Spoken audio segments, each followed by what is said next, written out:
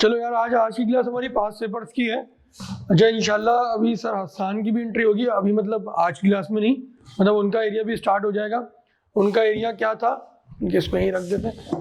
उनका एरिया जो है डायरेक्टर्स वाला सेक्शन, चीफ एग्जीक्यूटिव वाला सेक्शन जो है सर हसान पढ़ाएंगे। सही है, डायरेक्टर्स एंड सीईओ वाला जो एरिया है वो सर हसान इंशाल्लाह आप लोगों को पढ़ाएंगे।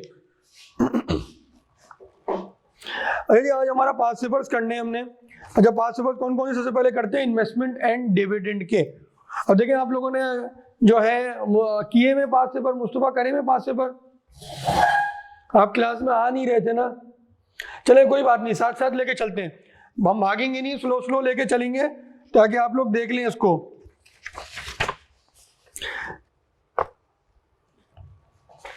चलिए ये ऑटम 2020 से स्टार्ट करते हैं इसका।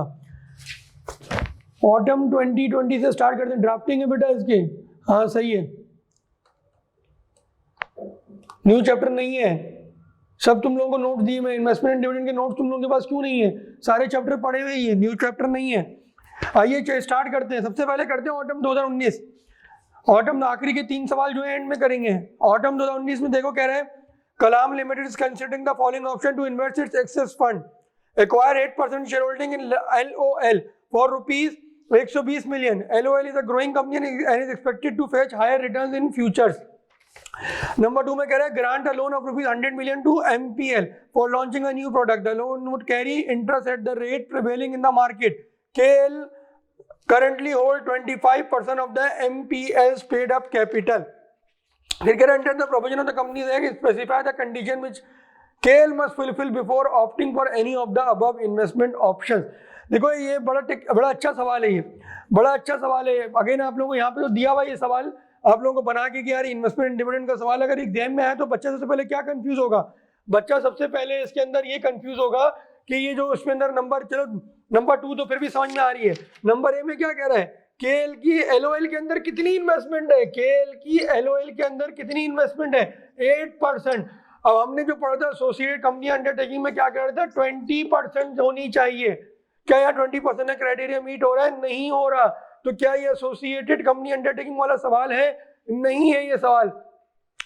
अच्छा आगे देखते हैं, आगे वाले में कह रहा है कि उसकी MPL के अंदर कितनी है? 25% है। केएल की MPL के अंदर कितनी है? MPL के अंदर उसकी 25% शेयर होल्डिंग है। क्या ये एसोसिएटेड कंपनी है? बिल्कुल ये एसोसिएटेड कंपनी है। क्या ये एसोसिएटेड कंपनी है? No, it is not associated company. तो नंबर 1 में क्या लिखेंगे? नंबर 1 में लिखेंगे भाई जस्ट क्या, नंबर 1 में क्या लिखेंगे बताओ मुस्तफा, क्या लिखेंगे नंबर 1 में? देखो अगेन इस तरह के सवाल को ड्राफ्ट करने का तरीका बताओ। नंबर 1 में क्या लिखेंगे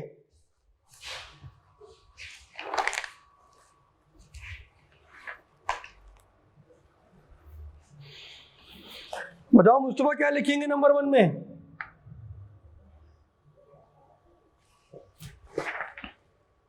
नंबर 1 में आप जो है एसोसिएट का कुछ भी नहीं लिखेंगे। आप लिखेंगे जस्ट क्या, ये कंपनी चल पास है स्पेशल रेजोल्यूशन, क्या in order to acquire 8% share in, किस चीज के लिए? 8% शेयर इन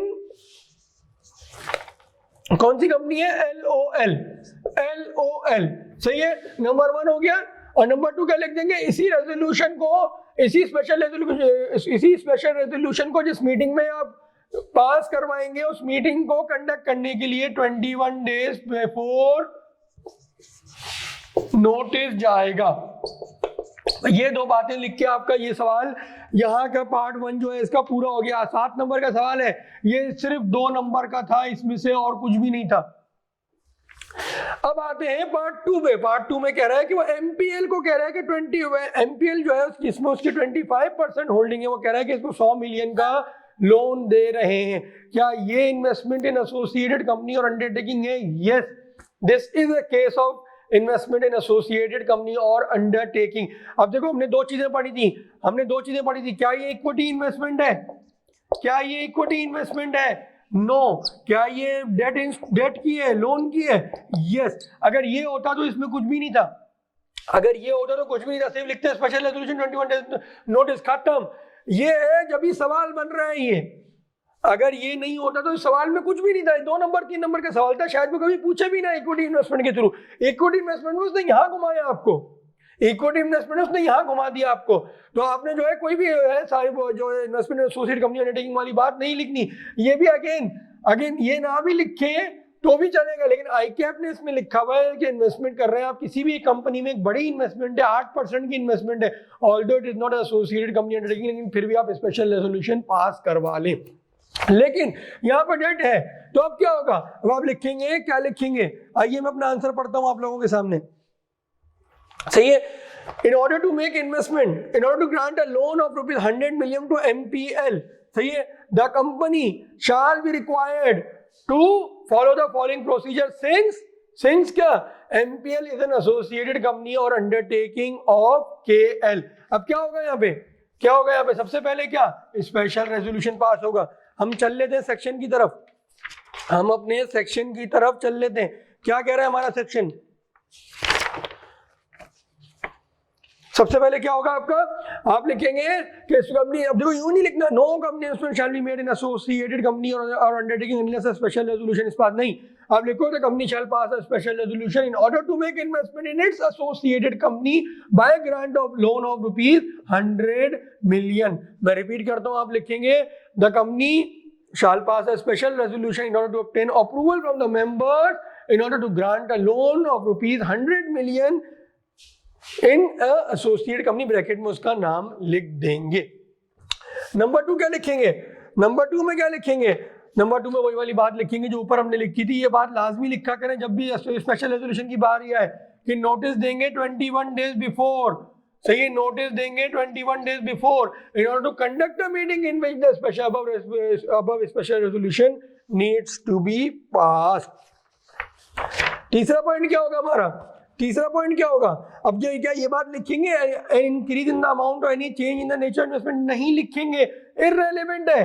आपको वो थोड़ी बोल रहे हैं कि इंक्रीज हो रहा है डिक्रीज हो रहा है, वो तो ऐसी कोई इन्फॉर्मेशन ही नहीं दे रहा, वो तो कह रहा है सीधा सीधा कह रहा है 100 मिलियन का लोन जो है ग्रांट करना चाह रहा है, बता दो क्या करेगा। तो ये पॉइंट इररिलेवेंट। देखें अक्सर देखें सवालात में ना हमें एक सेक्शन से सवाल पूछते हैं, हम करते क्या है, हम सभी लिख देते हैं उसके, अगेन जो इररिलेवेंट आप लिखेंगे वो नेगेटिव मार्किंग तो नहीं क्रिएट करेगा, लेकिन अगेन देखें नेगेटिव मार्किंग 2 तरह से होती है।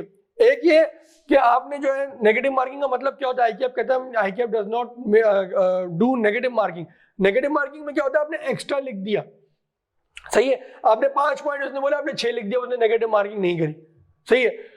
अब आपने जो 6 पॉइंट लिखने थे आपने 1 गलत लिख दिया, सही है, तो 5 में से 5 देगा, वो नेगेटिव मार्किंग नहीं करता। This is called negative marking. Negative marking क्या होती है, आपको 6 पॉइंट्स लिखने थे, उसने बोला 6 पॉइंट लिखे, आपने कितने लिखे, आपने 4 सही लिखे 2 गलत लिखे। अब मार्किंग नेगेटिव किसे कहते हैं, नेगेटिव कहते हैं 4 का एक नंबर 4 हो गया, ये 2 जो है आपने गलत लिखे, इसका वो 0.5 काटेगा, माइनस कितना हो गया 1, मान लो मिला कितना आपको 3 नंबर आपको मिले, this is called negative marking, सही है। लेकिन इसका कतई यह मतलब नहीं है कि आपको एक सेक्शन से सवाल पूछा और आपने सब कुछ इसके अंदर उलट दिया जो आपको नहीं भी लिखना चाहिए था, तो वहां वो आपके नंबर काटेगा। आप ये नहीं समझे कि नेगेटिव मार्किंग नहीं है सब कुछ ही लिख दूं, वो नेगेटिव मार्किंग में नहीं आती, वो एक गलती है आपकी। क्या गलती है कि आपने रेलेवेंट चीज नहीं लिखी, आप सवाल को जज नहीं कर पाए। वो तो यूं देखेगा, कहेगा ये तो सवाल को जज ही नहीं कर पाए, क्यों लिख रहा है इंक्रीज इन द अमाउंट, मैं तो इंक्रीज की बात ही नहीं कर रहा, वो तो अभी लोन देना चाह रहा है, अभी इंक्रीज डिक्रीज तो बात की कहानी है। तो ये वाला पॉइंट क्या हो गया, इररिलेवेंट हो गया। मैं आपको सोचने का तरीका बता रहा हूं।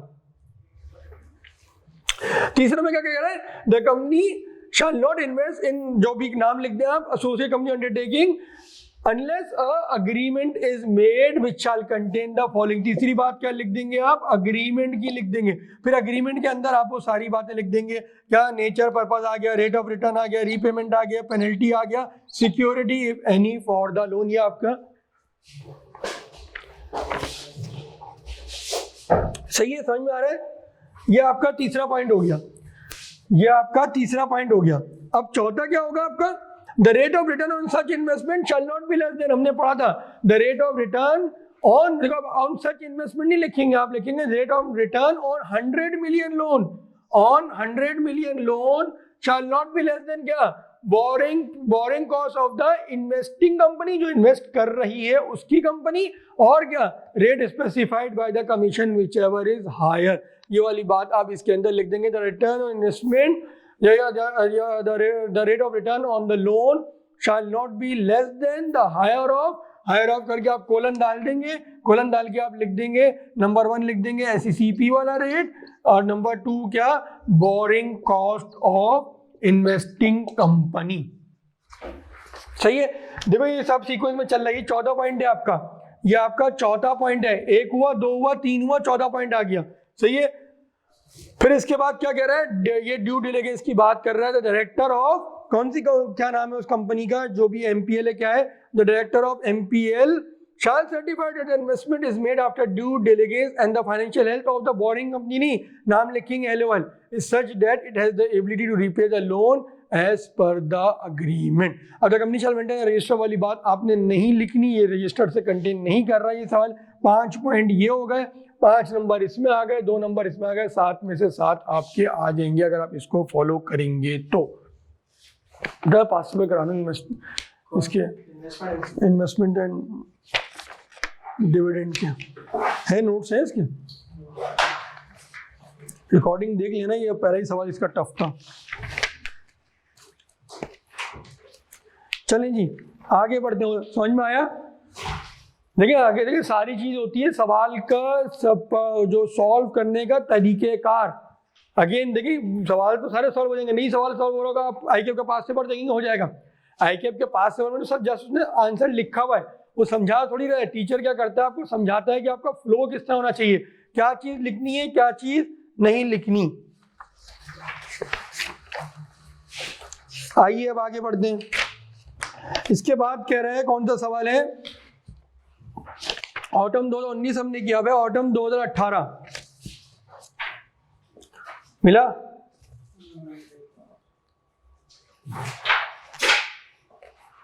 ढूंढ लो मिल गया। ऑटम 2018 जल्दी से खोल लो बेटा इसको, सवाल को।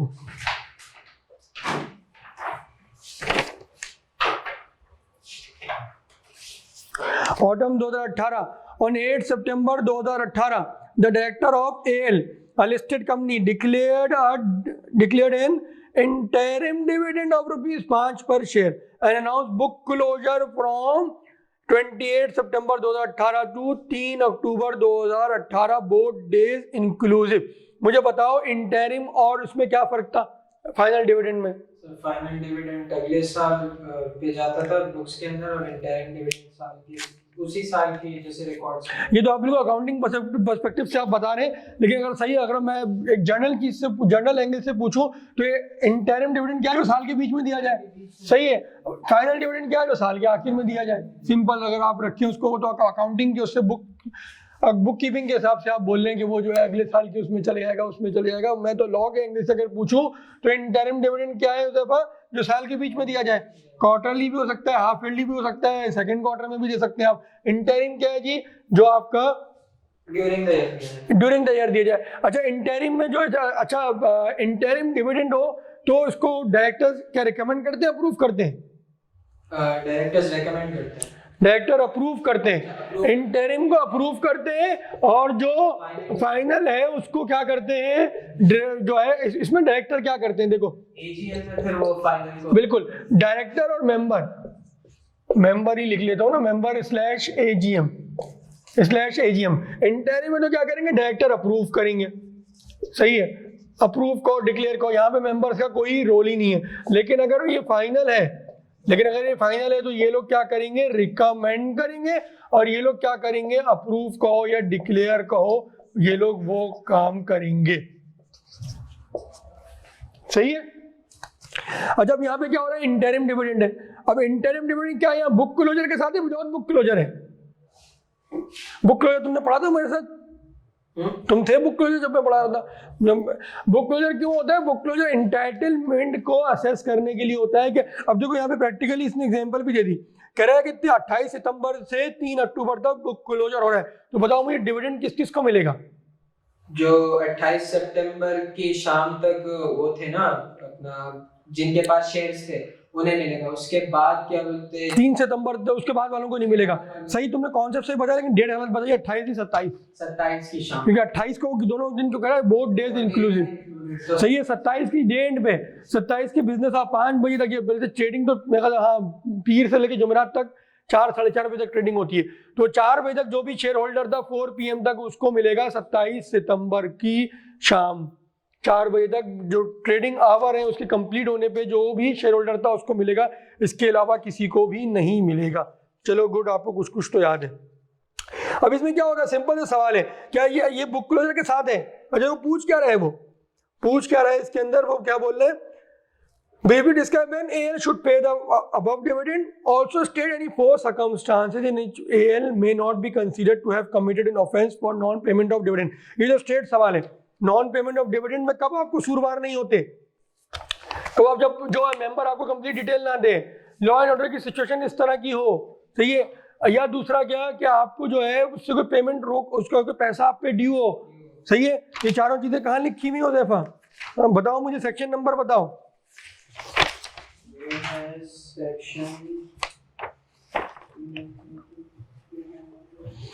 सेक्शन है ये 243, पेज नंबर है 51। In following cases the company may withhold dividend after obtaining prior approval of the commission within 45 days of the declaration of dividend. सही है, ऑपरेशन ऑफ लॉ आ गया, इंस्ट्रक्शन जो शेयर होल्डर ने दी है वो follow नहीं हो सकती, कोई डिस्प्यूट है या जो है कंपनी को कोई सम रिकवरेबल है, या कोई नॉन पेमेंट जो है वो एनी फॉल्ट है on part of the company, मतलब उसने जनरल बात करी, कोई ऐसा हो फॉल्ट हो जो कंपनी का ना हो। लेकिन अब देखो ये क्या कह रहा है, अब देखो सवाल पे दोबारा आते हैं, अगेन देखो सवाल को समझना मेन चीज है। क्या कह रहे हैं, पहले उसमें क्या कह रहा है, briefly describe when AL should pay the above dividend. अब देखो इंटरिम डिविडेंड में हमने पढ़ा था कि देखो इंटरिम डिविडेंड की डेट ऑफ डिक्लेरेशन क्या थी, देखो लिस्टेड कंपनी है, लिस्टेड कंपनी को कितने दिनों के अंदर पे करना होता है, 15 दिन के अंदर, 15 दिन के अंदर लिस्टेड कंपनी को पे करना होता है। ये कहाँ लिखा था, ये स्टार्ट में लिखा था, कहाँ लिखा था, मुझे ढूंढ के बताओ तुम। अगेन सवाल को हमने करना सीखना है, ऐसे में आके अपना सोल्यूशन बता दूं तो मजा नहीं आएगा।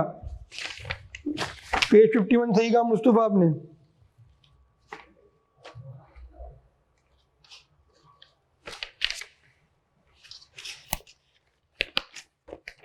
टू 243 सेक्शन में ही है मेरे बच्चे, 243 सेक्शन 3rd लाइन क्या लिखा था, chief executive of the company shall be responsible to make the payment in the specified manner within 15 days of the declaration. सबसे लास्ट, सही है, सबसे लास्ट में लिखा हुआ है।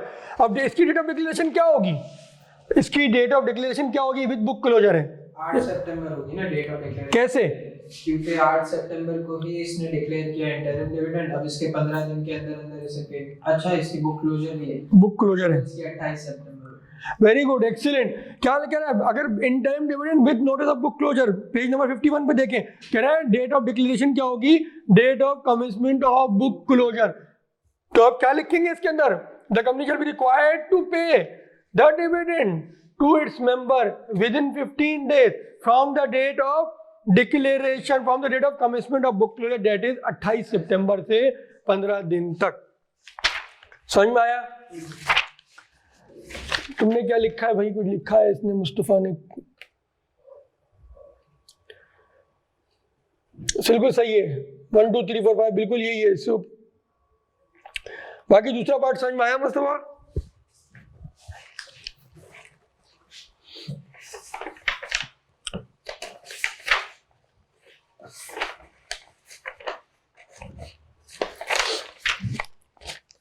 इसके बाद कह रहा है spring 2018, the restriction if any with regard to the regulation of dividend, final dividend by company listed on stock exchange.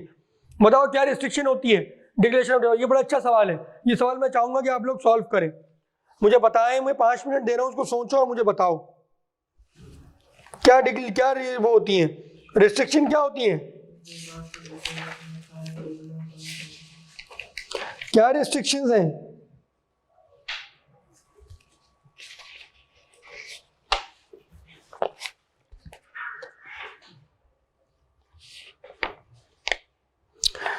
बताओ, सॉल्व करो, मुस्तफा तुम भी बताओ मुझे क्या रिस्ट्रिक्शन है। Restriction if any with regard to the declaration of final dividend by company listed on stock exchange, क्या restriction होती है कंपनी पे। बड़ा अच्छा सवाल है ये, अपेरेंटली किसी सेक्शन को ऐसे इंडिकेट नहीं कर रहा। बताओ जल्दी बताओ।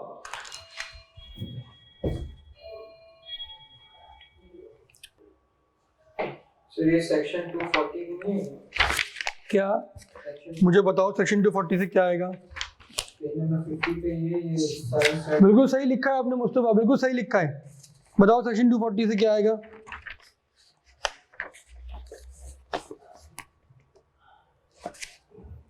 बताओ। वेरी गुड, बिल्कुल यही है इसका जवाब। इसका जवाब बिल्कुल यही है। उसने बोला बताओ क्या रिस्ट्रिक्शन है। देखो उसने कंफ्यूज करने के लिए बोला फाइनल डिविडेंड, फाइनल हो इंटरिम हो कुछ भी हो, पूरा वही होगा। क्या कि डिविडेंड क्या प्रॉफिट से नहीं दे सकते, सही है। सॉरी प्रॉफिट नहीं है तो आप नहीं दे सकते, ओनली आउट ऑफ प्रॉफिट है, सही है। ओनली आउट ऑफ प्रॉफिट आप दे सकते हैं, सही है। अब ये क्या, अब ये कौन सा डिविडेंड है? फाइनल है। फाइनल बोल रहा है ना, फाइनल बोला। फाइनल में क्या होता है कि जो अमाउंट जो रिकमेंड कर रहे हैं डायरेक्टर्स, यार चाय और पानी, अगर जो अमाउंट रिकमेंड कर रहे हैं, रिकमेंड जो कर रहे हैं उससे ज्यादा नहीं हो सकता। नंबर 2 पॉइंट हो गया, रिकमेंडेशन से ज्यादा नहीं हो सकता। क्या मतलब क्या हुआ कि company shall be bound to pay dividend only out of the profits made by the company. If the company has not made profit, the company can not pay dividend. Point number 1 हो गया। Point number 2 क्या हो गया? The amount of dividend since, आप लिखेंगे इसके अंदर लिखेंगे since the dividend is final dividend, the company can not pay dividend in excess of the amount recommended by the board of directors. Board नहीं, board of directors लिखिएगा। Number 2 point हो गया। Number 3 में क्या लिखेंगे? बताओ जैफा, तुम बताओ। डिविडेंड जो है, dividend can not be paid out of the unrealised gain of the investment property. Unrealised gain से आप नहीं दे सकते, unrealised gain from investment property. 14 point बताओ। इमूवेबल प्रॉपर्टी के नहीं दे सकते अनलेस क्या आपका नेचर ऑफ बिजनेस ही यही हो, सही है। Immovable property. लेकिन मुझे एक बात बताओ, सवाल पढ़ो जरा। सवाल क्या था? सवाल जरा पढ़ो। सवाल कहाँ गया? कौन सा सवाल था ये? स्प्रिंग 2018। क्या यहाँ पे कंपनी की कोई इंफॉर्मेशन दी हुई है? नहीं दी हुई, सही है। अब वो क्लॉज क्या था? वो क्लॉज क्या था? क्या कह रहे हैं? फ्रॉम द सेल और dispose of any immovable property, capital assets और अंडरटेकिंग। क्या कंपनी की इंफॉर्मेशन ही दी हुई तो आप ये चीज लिख सकते हैं सेफली। अगर कंपनी की इंफॉर्मेशन दी हुई होती तो आप कैपिटल, आपने जरूरत नहीं, फिर आपको असेस करना पड़ता। इफ करके लिखते, इफ करके लिखते कि कंपनी की अगर ये, अगर कंपनी जो है इसमें से प्रॉपर इन चीजों में से नहीं दे सकती, क्या? इमूवेबल प्रॉपर्टी, कैपिटल एसेट, तीसरा क्या था? अंडरटेकिंग को सेल करके नहीं दे सकती। अनलेस क्या कि कंपनी का नेचर ऑफ बिजनेस ही यही हो कि कंपनी यही वाली चीजें खरीदो फरोख्त करती हो, सही है। ये कौन सा पॉइंट हो गया? 14 पॉइंट हो गया। 5वां क्या होगा उज़ैफा? 5वां पॉइंट है, बताओ मुझे एक और पॉइंट निकाल के बताओ इसमें से।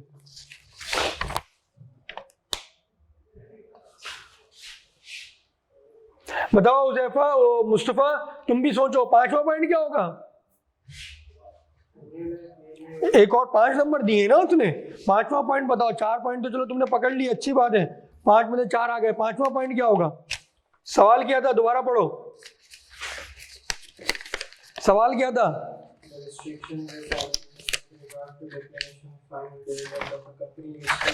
सही है, सही है। Declaration of final dividend. बताओ उज़ैफा, एक पॉइंट और आ सकता है इसमें।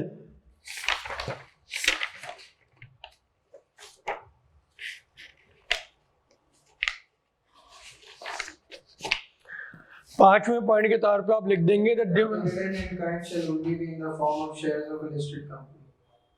ये भी लिख सकते हो, चलो ये भी लिख सकते हो। लेकिन मैं किसी और पॉइंट को रेफर कर रहा था कि बाज़ वक़्त होता है ना कि आपको यार एक सवाल वो दे देता है 5 नंबर का, लेकिन लिखने को उसमें मटेरियल कम होता है, तो आप बाज़ वक़्त जो है ना एक वो चीज़ भी लिख देते हैं जो 50-50 रेलेवेंट होती है।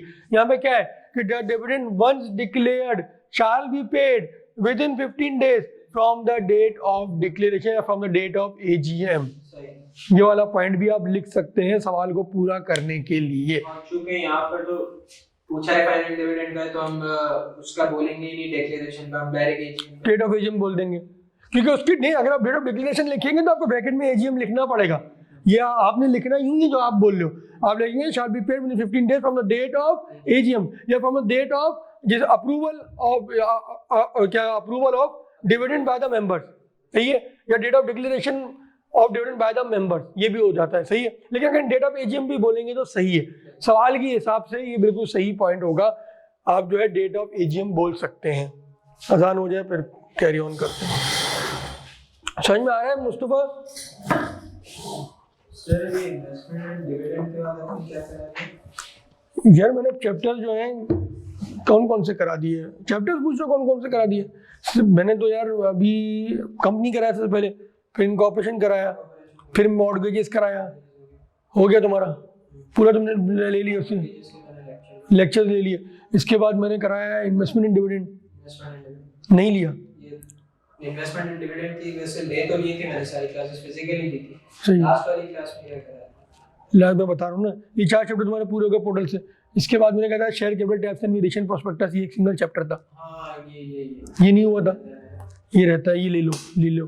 प्रोस्पेक्टस बहुत इंपॉर्टेंट है, सही है। एक क्लास मैंने ली थी फिजिकली, प्रोस्पेक्टस खत्म हो गया, शेयर कैपिटल, क्योंकि तुम कुछ क्लासों में लेट भी आते थे ड्यू टू क्लैश, सही है। और इसके अलावा मैंने क्या कराया, मीटिंग्स भी ले ही जाता है। मीटिंग्स पूरा हो गया, मीटिंग बहुत इंपॉर्टेंट है, मीटिंग पूरा हो गया। मीटिंग बहुत इंपॉर्टेंट है, इस दफ़ा हर चैप्टर ही इंपॉर्टेंट है, ये पूछेगा, लेकिन मीटिंग की वेटेज ज़्यादा है। ये आप जो बोल रहे हो उसको एजीएम में शेयरहोल्डर से डिसाइड करेंगे, बता तो दिए यहाँ पे कि dividend shall not exceed the amount recommended by the director, बात वही है। आप पॉइंट को अगर एक और तोड़ दोगे तो वो इररिलेवेंट हो जाएगा।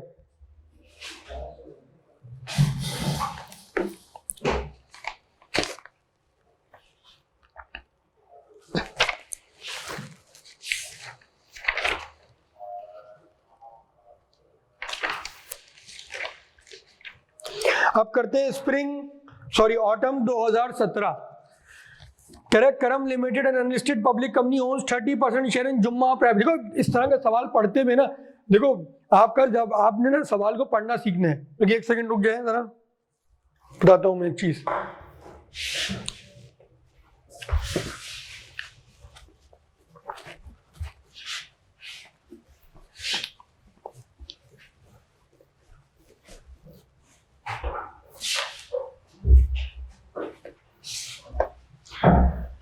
देखिए सवाल देखो, ये वाला हो जाए, ये ऑटम 2017 है। देखो रीड द क्वेश्चन, मैं अक्सर कहता हूँ ना रीड द क्वेश्चन। देखो सवाल अगर मैं ये एग्जाम में पढ़ रहा होता तो मैं किस तरह पढ़ता, मैं पढ़ता KL and unlisted public company ons 30% share in जुम्मा प्राइवेट लिमिटेड। देखो मेरा जहन ये पढ़ते के साथ इन्वेस्टमेंट इन एसोसिएट को सोचना चाहिए।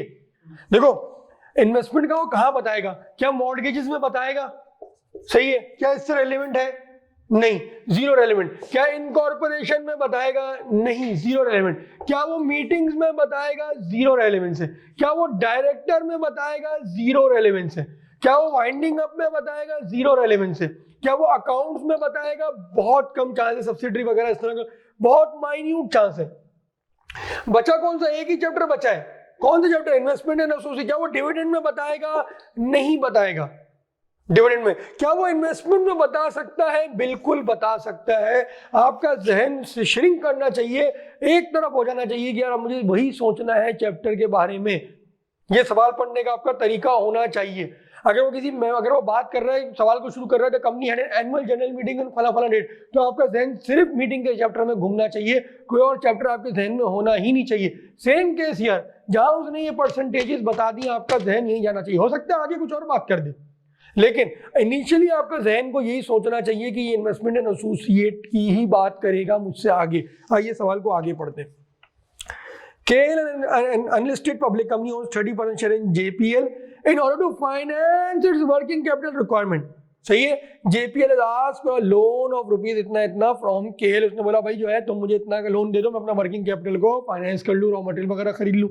Under the provision of the company ordinance briefly describe the condition which are required to be met if KL agrees to grant the loan। Straight सवाल है, सही है, कोई मुश्किल नहीं है इसके अंदर। मैंने एक चीज बताई थी तुम्हारी क्लास, तुम जो शुरू में लेट आए थे, मैं एक चीज रिपीट कर दूं इसके अंदर। सवाल सवाल नहीं मैं दोबारा सॉल्व नहीं कराऊंगा, बस एक चीज छोटी सी रिपीट कर दूं। आओ सेक्शन नंबर 199 पे आओ, सेक्शन नंबर 199 पे आओ। मैं दोबारा, मुस्तफा तुम भी सुन लो, अच्छा रिफ्रेश हो जाओगे। देखो इसमें किस तरह लिख रहा है, no investment shall be made in associate company. आपने इस तरह नहीं लिखना, आपने क्या लिखना है, company shall pass a special resolution in order to grant a loan of ₹1 million in फला फला, जो भी है केल JPL ऐसी नाम है, सही है। या KEL shall pass a special resolution in order to make investment of ₹1 million in JPL through loan, सही है। अब एक कमीशन में ये सारी बातें बेकार की हैं। क्या ये पॉइंट रेलेवेंट है? पेज फ्लिप करो। इंक्रीज इन द अमाउंट और any change in the nature of the investment terms and condition attached that shell be made only through special resolution. क्या ये बात रेलेवेंट है? इररेलेवेंट है, अभी तो उसने इन्वेस्टमेंट करी ही नहीं है, तो चेंजेस कहाँ से आएंगे? इसकी बात ही सही है, सही है। देखो मैंने भाई अभी मुस्तफा को भी मैं एक चीज बता रहा था। देखो ICAP कहता है नेगेटिव मार्किंग नहीं होती। नेगेटिव मार्किंग होती क्या है कि समझो, आपको 6 पॉइंट्स लिखने थे एक सवाल में, गौर से सुनना। 6 पॉइंट लिखे, आपने 4 सही लिखे, 2 गलत लिखे, सबका एक नंबर हुआ, सही है। यहाँ उसने 4 दिए, यहाँ आपने आपका आधा नंबर काट लिया, 1 लेस किया, 3 दिया आपको, दिस इज नेगेटिव मार्किंग। ये नेगेटिव मार्किंग होती है, ये नहीं होती, मतलब this is called negative marking, सही है। अब ICAP कहते हैं हम नेगेटिव मार्किंग नहीं करते, इसका मतलब वो ये वाली हरकत नहीं करते।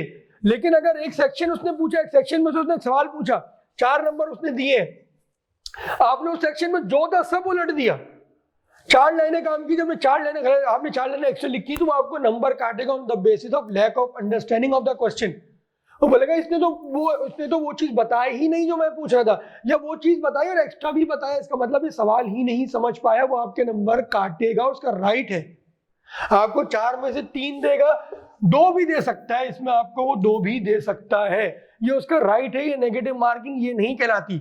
अगर आपकी ये असम्पशन है कि मैं सब कुछ लिख देता हूँ, कुछ तो सही होगा, तो जो सही है वो तो उसके नंबर देगा, लेकिन जो आपने एक्स्ट्रा लिख के जो एक्स्ट्रा लिखा जिसकी जरूरत ही नहीं थी, उसके नंबर वो आपके काटेगा। And this is not negative marking. ये नेगेटिव मार्किंग नहीं कराती। नेगेटिव मार्किंग मैंने आपको बताया क्या चीज होती है। नेगेटिव मार्किंग अक्सर इंस्टीट्यूट वगैरह के ये जो यूनिवर्सिटीज के टेस्ट होते हैं, वहां नेगेटिव मार्किंग कहीं कहीं होती है। क्या गलत करोगे तो उसका नंबर नेगेटिव कटेगा, ये नेगेटिव मार्किंग होती है। ये नेगेटिव मार्किंग नहीं होती जो मैंने एग्जांपल दी है, सही है। सब कुछ नहीं उलटना उसके अंदर। पहला पॉइंट क्या लिखा? Special resolution. दूसरा पॉइंट क्या लिखा? नोटिस मीटिंग का। स्पेशल रेजोल्यूशन किसी मीटिंग में पास होगा ना, तो उस मीटिंग को कंडक्ट करने के लिए क्या करेंगे? Notice. The company shell send notice at least 21 days before the meeting in which the above resolution will be passed. सही है। तीसरा पॉइंट क्या हो गया? द कंपनी केल शैल नॉट इन्वेस्ट इन फला, जो भी नाम लिख दिया उन्होंने, सही है। अनलेस क्या केल और JPL नाम था ना, केल shall not invest in JPL by way of loan unless a loan agreement is made which shall contain the following. इतना बड़ा मंजन मत लिखना, except in accordance with an agreement in writing and such agreement along with other. ये नहीं, 3 number का सवाल है, ज्यादा लिखना नहीं है इस पे। The company since the company is making investment by way of loan it shall make an agreement, positive भी लिख सकते हैं, जरूरी नहीं नेगेटिव लिखें। No company shall made investment unless it makes agreement in writing, जरूरी नहीं है। सिंस यूं भी लिख सकते हैं, since the company is making investment by way of loan it shall make an agreement in writing which shall contain among other things the following. ये nature purpose rate of return, ये सारी बातें लिख देंगे। ये तीसरा पॉइंट आ गया आपका। चौथा पॉइंट आपका क्या आया? The return in investment shall not be less than higher the borrowing cost of KEL and rate specified by SCCB whichever is higher. आपका चौथा पॉइंट हो गया। पांचवा पॉइंट आपका हो गया, the director of KEL shall certified the investment is made after due diligence and financial health of the JPL is such that it has the ability to repay the loan as per the agreement. ये आपके 5 point हो गए। आपका सवाल खत्म। 5 में से 5 आएंगे आपके बुलेट पॉइंट्स में, सारी बातें लिखनी है। यार ये ICAP का फॉल्ट है यार, ये ICAP पहले करता था, अब नंबरिंग अच्छी हो गई है इन लोगों की। बिल्कुल सही कह रहे हैं, 3 नंबर का सवाल नहीं है, कम से कम ये 5 नंबर का सवाल है। गलत दिया है उसने 3 नंबर इसमें, ये 5 नंबर का सवाल होना चाहिए था। चलेंगे आगे बढ़ते हैं। ये सवाल मैंने जानबूझ के रिपीट किया क्योंकि आप थे नहीं क्लास में। वैसे आप आए क्यों नहीं टाइम पे क्लास में, पहले आप ये बताइए, आप टाइम पे क्यों नहीं आए आज? अभी? हाँ, अच्छी क्लास में कहाँ थे? आपका बैग तो रखा हुआ था। अभी सर क्या मैं कब तक बैठा था? 6:45 तक बैठा था। नहीं, 6:45 पे तो मैं आ गया, 6:50 पे। 7:47 पे मैं खड़ा हुआ था, नीचे गया था, थोड़ा चक्कर मार के। अच्छा, चलें आगे बढ़ते हैं। Spring 2017 two companies may be regarded as associates of each other if a person with a director, ये पूरी इसने डेफिनेशन छाप दी। उसने बोला दो कंपनियां एसोसिएट कब होती हैं, इफ अ पर्सन से लेके तीसरी लाइन के जो कंपनी लिखा हुआ है अंडर प्रोविजन से पहले, यहाँ तक उसने एसोसिएटेड कंपनी और उसकी डेफिनेशन छाप दी। आगे देखो क्या पूछ रहे हैं आपसे। Under the provision of the companies act briefly describe the circumstances under which the above relationship may not qualify the company to be regarded as associated company। बताओ कि कहाँ से आया है, आसान सा सवाल है मुझसे, तुम भी बताओ कहाँ से आया है। वैसे आसान सा सवाल है, इसमें कोई टेक्निकलिटी नहीं है, लेकिन फिर भी बता दो कहाँ से आया है, बताओ। Very good, very good. ये सारी तीनों बातें इसके अंदर लिख देंगे। आसान सवाल था। अब आइए ये बी वाला करते हैं, इसका बी वाला थोड़ा मजेदार है, इंटरेस्टिंग है। Directors of GL a listed company have recommended dividend equal to 40% of the GL's undistributed profit. Undistributed profit में से सही है। However, in the annual general meeting, the shareholders demanded that 60% of the undistributed profit, undistributed profit अभी net profit की बात कर रहे हैं, नेट प्रॉफिट को ही अनडिस्ट्रीब्यूटेड प्रॉफिट कह रहा है, सही है। डायरेक्टर ने एजीएम में शेयरहोल्डर्स क्या कह रहे हैं, 60% दो, तुमने तो इतना कमाया है, तुम हमें 40 क्यों दे रहे हो, 60 दो, सही है। Under the provision of the companies act 2017 explain the following. Number 1 में कह रहा है whether the shareholders are justified in their demand. बताओ जैफा, क्या शेयरहोल्डर जस्टिफाइड है? नहीं, मुझे एक जुमला बना के बताओ, थोड़ा टाइम लो, 30 सेकंड लो, मुझे एक जुमला बना के बताओ। मुझसे तुम भी जुमला बना के लिखो, जुमला बना के लिखो।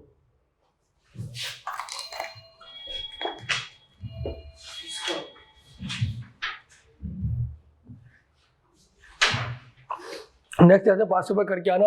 और तुमने क्यों नहीं दिया मिड टर्म? उस वक्त चैप्टर 1 के साथ क्लैश था। यार पानी, चाय नहीं तो पानी पिला दो। पानी सर रख दिया। अच्छा पानी रख दिया। मैंने वो हाँ, मैंने वो पेपर तो ले लिया, अभी पेपर पढ़ा, पेपर कभी पढ़ा भी नहीं। पढ़ो उसको सॉल्व करो, वो तुम लोगों को बहुत अच्छा आइडिया देगा। बहुत मैंने मुश्किल पेपर बनाया है। कल टेक्स्ट का जरा मिड टर्म दे दो ना, फिर उसके बाद बैठ के ना सॉल्व करो। देख क्या करना, याद करके नहीं करना, किताब खोल के सामने करके करना। ड्राफ्टिंग चेक करनी, मुझे तुम्हारा याद किया हुआ चेक नहीं करना। बताओ क्या है इसका जुमला, बताओ बताओ। मुस्तफा तुम भी सॉल्व करना बेटा, जब तबीयत सही हो जाए तो सॉल्व करना है इसको, और मुझे दिखाना मैंने एक तगड़ा पेपर बनाया है। Shareholders in this case are not justified in their demand because no dividend shall exceed the amount recommended by the board of directors, क्योंकि वो ज्यादा की डिमांड करते हैं। सही है, बिल्कुल सही कहा आपने। Whether the shareholder justified in the demand, no, comma, no के बाद कॉमा, जैसे होता है ना अंग्रेजी में आप लिखते हैं ना यस लिख के कॉमा डालते हैं, आप जोड़ देते हैं ना, आपने लिखा नो, फिर आप कॉमा डालेंगे, फिर आप लिखेंगे नो द, मतलब no comma, the shareholders are not justified in the demand as the amount of dividend shall not exceed the amount recommended by the directors. Therefore, the maximum amount of dividend which can be paid will be 40%। 2 number है ना, ताकि वो झिझके ना आपको डेढ़ देता हूँ, वो ये ना बोले यार ये क्या, तो सवाल को एप्लीकेशन को उसने जो सिनारियो को अप्लाई नहीं किया, सिर्फ नो करके शेयरहोल्डर लिख दिया, ये ना वो 1.5 देने की जरूरत भी ना करे। देखो ये बहुत बेसिक्स होती हैं, छोटी छोटी चीजें होती हैं जो 40 और 50 का फर्क बनती हैं। मैं लिटरली ये चीजें सही बता रहा हूँ आपको, ये 40 और 50 के फर्क होते हैं। आप जब आती हुई चीज सही नहीं करते, आप जब कंप्लीटनेस इंश्योर नहीं करते, तो ये मसले मसाइल होते हैं।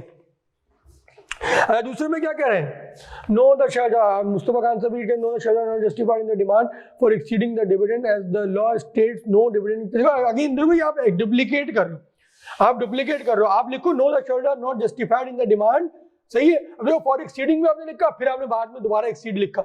अगेन ये ड्राफ्टिंग सही नहीं है, ये ड्राफ्टिंग आपका टाइम ज्यादा कंज्यूम करेगी, और ये आपने पहले तो कंक्लूड कर दिया, फिर आप दोबारा लॉ लिख रहे हो, ये गलत है। गलत इन द सेंस जवाब गलत नहीं है, लेकिन ये आपका टाइम खा जाएगी, आपको 3 घंटे में ये पूरा पेपर नहीं करने देगी। इस तरह आप हर सवाल में करोगे तो ये आपके लिए मसला होगा, 10, 15, 20 नंबर आपके छूट सकते हैं। आप डायरेक्ट लिखो no the shareholders are not justified in the demand, सही है, as the amount of dividend shall not exceed the amount recommended by the director, therefore the maximum amount of dividend which can be paid is up to 40%। बिल्कुल फजूल की लंबी कर दिया आपने, बिल्कुल सही कह रहे हैं आप। whether the director recommendation is appropriate if 70% of the undistributed profit comprises of the unrealized gain on investment property। इसका जवाब दो मुझे, वही 2 लाइनें बताओ। ड्राफ्ट करें नहीं, कम से कम जुबान से बताओ तो क्या अंदाजा हो कि सही भी अंग्रेजी सही लिख रहे हो, ड्राफ्टिंग सही कर रहे हो। बताओ दोनों बच्चे बताओ।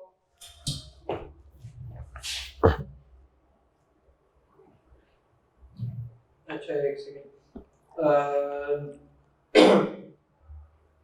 देख के बताओ, देख के बताओ, मुझे वो नहीं है, देख के बताओ। No, the director's recommendation will not be appropriate in case of 70% of undistributed profits comprised of unrealized gain on investment property, as the law clearly states that profits comprising unrealized gain on investment property cannot be distributed as dividends.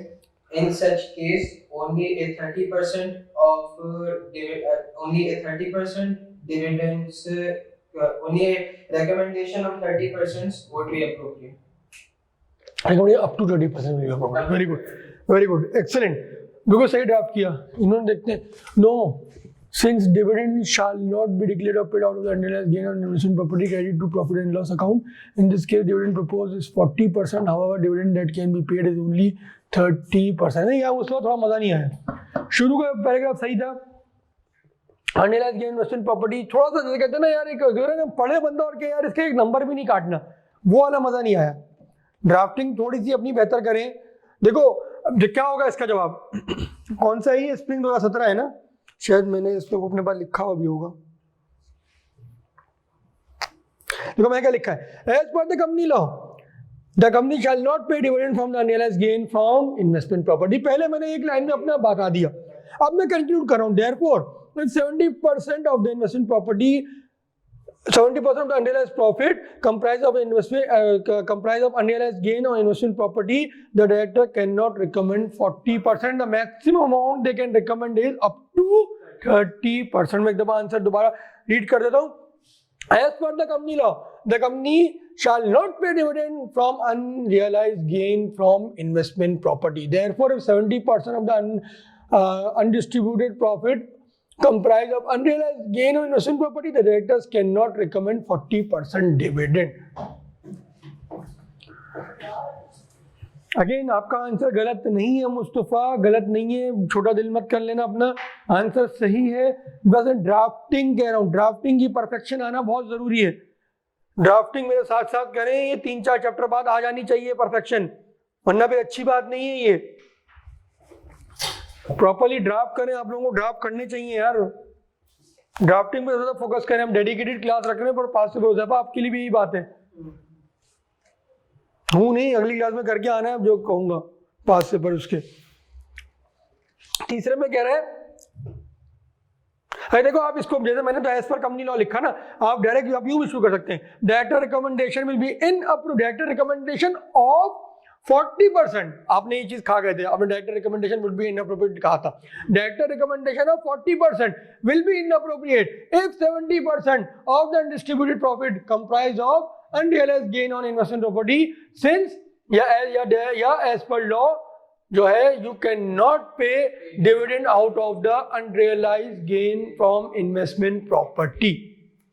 दोनों तरीके होते हैं, या तो पहले conclude कर दो no this can not be done since ये, या आप डायरेक्ट कर सकते हो, पहले आप लॉ का रेफरेंस दे दो, फिर आप लॉ का रेफरेंस जरूरी नहीं कि एज पर कंपनी ऑर्डिनेंस 1984 या एज पर कंपनी एक्ट 2017 जरूरी नहीं है इस तरह लिखना, एज पर लॉ भी लिख दें, कुछ भी जिस तरह आप कर सकते हैं कर लें। 2 अप्रोचेस होती हैं इस तरह के सवालों को सॉल्व करने की। एक होती है आप जो है डायरेक्ट पहले कंक्लूड करें फिर बीच में इसको जस्टिफाई करें, या पहले जस्टिफाई करें फिर कंक्लूड करें, ये आपकी मर्जी है, आपकी अपनी मर्जी है, जो भी आपको आसान लगता है वो आप उसको सॉल्व करें। नहीं कोई एक्सक्यूज नहीं है तुम्हारे पास भी, तबीयत तुम्हारी 2-3 दिन पहले खराब हुई है, ये चैप्टर तो 10-15 दिन पहले हो चुका है, कोई एक्सक्यूज नहीं है तुम्हारे पास, टोपी ड्रामे नहीं करो।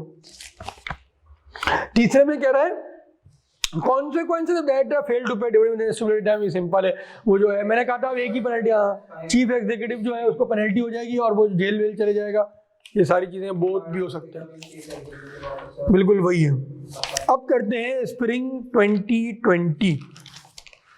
स्प्रिंग 2020 को पढ़ते हैं। आइए, the board of director of GIL listed company in their meeting held on 25 फरवरी, सही है, had approve 30% interim cash dividend. Interim को हाईलाइट करेंगे, इंटरिम है ये, फाइनल नहीं है, इससे पूरी दुनिया बदल जाती है इंटरिम और उससे। Interim cash dividend for the share holders 30% उसने जो है क्या किया, अप्रूव कर दिया।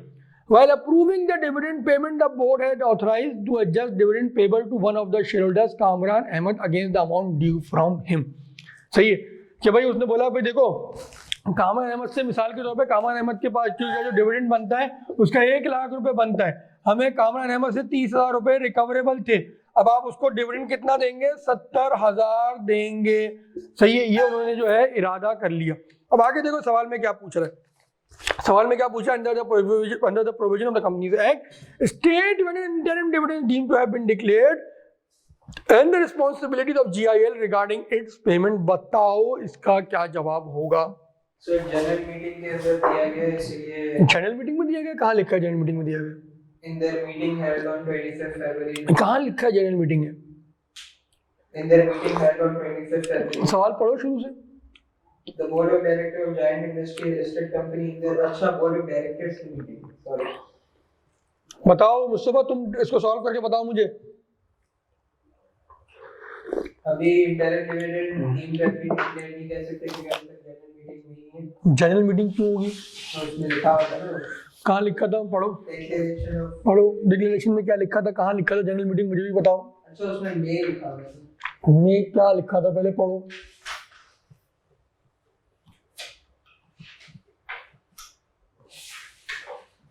मुस्तफा तुम भी सॉल्व करो, कहाँ लिखा है ये, हाँ देख लो आराम से देखो, कोई कहीं नहीं जा रहा।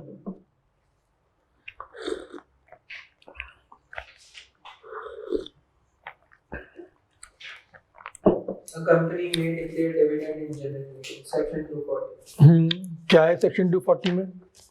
The company may declare dividend in general meeting। हाँ चलो हम deemed to be declared। बताओ मुस्तफा। 25 फरवरी क्या हो गया उज़ैफर, अभी तो तुम सही से जवाब दे रहे थे, इस सवाल में तुम्हें क्या हो गया? ये कौन सा डिविडेंड है उज़ैफर? इंटरिम कौन अप्रूव करता है? Board of director. Board director approve करते हैं। इसमें जनरल मीटिंग कहाँ से आ गई, कैसे डिक्लेयर हो गया, कैसे पता तुम्हें डिक्लेयर हो गया? क्योंकि बोर्ड ऑफ डायरेक्टर्स की मीटिंग में उन्होंने अप्रूव कर दिया। अप्रूव कर दिया तो इसकी डेट ऑफ डिक्लेरेशन क्या होगी? इसकी डेट ऑफ डिक्लेरेशन 25 फरवरी। कैसे? इसमें बुक क्लोजर का जिक्र नहीं है। जिक्र नहीं है, तुम्हें कैसे पता बुक क्लोजर नहीं हुई? क्योंकि यहाँ पर लिखा है। नहीं तो ये कैसे हो सकता, हुई हो? क्या उन्होंने लिखा है कि बुक क्लोजर नहीं हुई है? नहीं लिखा। सवाल के नंबर कितने हैं? 4 नंबर। अगर तुम सिर्फ ये एक लाइन लिख दोगे कि 28 सितंबर से जो भी है 25 जो भी तुम डेट बोल रहे हो वहां ये डेट ऑफ डिक्लेरेशन है और यहाँ से लेके इसको 15 दिन के अंदर अंदर पे करना है, तो क्या तुम्हें 4 में से 4 दे देगा वो? नहीं रिस्पांसिबिलिटीज बाकी की सारी लिखी। क्या है रिस्पांसिबिलिटी? क्या है रिस्पांसिबिलिटी? यही रिस्पांसिबिलिटी की shall not be withheld and shall be paid within 15 days from the date of declaration. चलो वो भी लिख दिया तुमने, ये तो 1.5 लाइन ये हो गई और 1 लाइन वो हो गई। क्या तुम्हें 3 लाइनें लिखने में वो 4 नंबर दे देगा? अच्छा नहीं देगा, नहीं देगा, पता नहीं देगा, वाकई नहीं देगा। देखो क्यों, देखो देखो आईकेएफ का एग्जामिनर ना आपसे मल्टीपल तरीकों से खेलता है, सही है। वो यहाँ पे आपसे एक्सपेक्ट कर रहा था कि आप इफ एंड बट वाली बात करें। If book closure is made तो जो है आपकी डेट ऑफ डिक्लेरेशन होगी the commencement of book closure. If book closure not made तो फिर वो आप ये डेट लिख देंगे जो बोर्ड की मीटिंग की डेट है, यही डेट ऑफ अप्रूवल है, सही है। और तीसरी बात जो आप लिखेंगे, पहला पॉइंट आपका वो हो जाएगा कि अगर book closure with book closure आप वाली बात लिख देंगे, सही है, विद बुक क्लोजर वाली बात लिख देंगे। और दूसरे में क्या लिखेंगे आप? विदाउट बुक क्लोजर वाली बात लिखेंगे, सही है, विदाउट बुक क्लोजर वाली बात लिखेंगे। तीसरे में आप क्या लिखेंगे? रिस्पॉन्सिबिलिटीज लिख देंगे कि शैल नॉट बी विथहेल्ड या शैल नॉट बी जो है तो एक अलग कर देंगे और एक कर दें दोनों को अलग कर दें, एक पैराग्राफ में कर दें, आपकी मर्जी है। ये यूं आपको वो 4 नंबर देगा। अगर सवाल 2 नंबर का होता तो आप विदाउट बुक क्लोजर वाली बात ही लिख के जान छुड़ाते अपनी, बोलते भाई सवाल में गिवन नहीं था, 2 नंबर का सवाल था। खैर ये आपको अंडरस्टैंड करना पड़ेगा, ये आर्ट आपको डेवलप करना पड़ेगा कि कहाँ बात जो है खींचनी है, बढ़ानी है, कहाँ आपको लग रहा है सवाल के नंबर के हिसाब से मटेरियल मौजूद है लॉ के अंदर आपने लिख दिया, सही है, खत्म।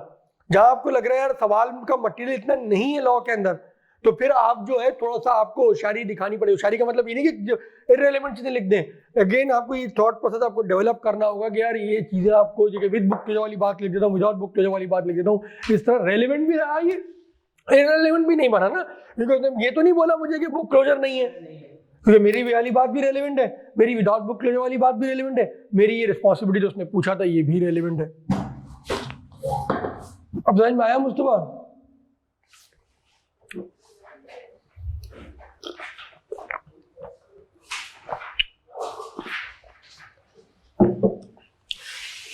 अब दूसरे में क्या कह रहा है, identify the circumstances under which the director may withhold adjust the payment of the dividend. Identify, अब देखो आइडेंटिफाई बोल रहा है, लिस्ट नहीं बोल रहा है। आइडेंटिफाई पता है ना क्या होता है, सही है क्या? जब एक आप दो या तीन लफ्ज लिखते हैं, लिस्ट में क्या होता है आप एक एक लाइन लिखते हैं, सही है, आइडेंटिफाई कर दो इसमें। बाकी नहीं, छिछोरा एग्जामिनर है, इसने फजूल में बच्चों को तंग करने के लिए आइडेंटिफाई लिखा है, वो आइडेंटिफाई आप कर नहीं सकते उसको। बेसिकली देखते हैं, कोशिश करते हैं कितना आइडेंटिफाई करते हैं हम।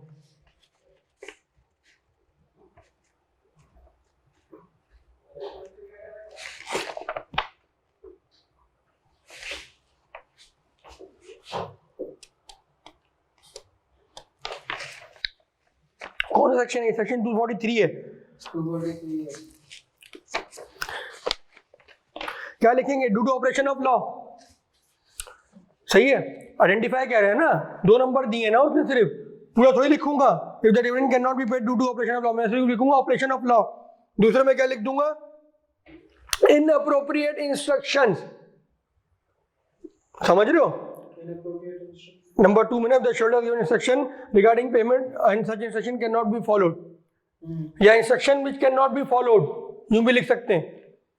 आइडेंटिफाई करना है ना, 4 नंबर नहीं दिए उसने उज़ैफा, सिर्फ 2 नंबर दिए उसने। ये वाला है ना 4 वाला, if the company has withheld the payment of dividend against the sum recoverable from shareholder, क्योंकि इसके पास नहीं वो उसने वो उस पर्टिकुलर उसका थोड़ी पूछा, जर्नल पूछ रहा है वो, जर्नल पूछ रहा है वो। अच्छा, बोले आइडेंटिफाई कर दो, पहले में 2 नहीं लिखेंगे, 4 लिखेंगे, आधा नंबर है उसका। एनी 2 नहीं बोला, आइडेंटिफाई बोला। आइडेंटिफाई का मतलब क्या होता है पता है? Identify, explain, briefly explain, describe, सबके डिफरेंसेस पता है ना। तो आइडेंटिफाई में क्या होता है? ये होता है identify and explain. Identify is basically heading यार, आइडेंटिफाई इज बेसिकली हेडिंग। सवाल आप लिखा होता है ना आइडेंटिफाई एंड एक्सप्लेन, आइडेंटिफाई में हेडिंग डालते हो, फिर आप नीचे एक्सप्लेन करते हो। तो मैं यहाँ पर से आइडेंटिफाई करेंगे, सबसे पहले क्या लिखेंगे? Due to operation of any law, inappropriate instruction, सही है। Dispute regarding receipt of dividend, receipt of dividend, सही है।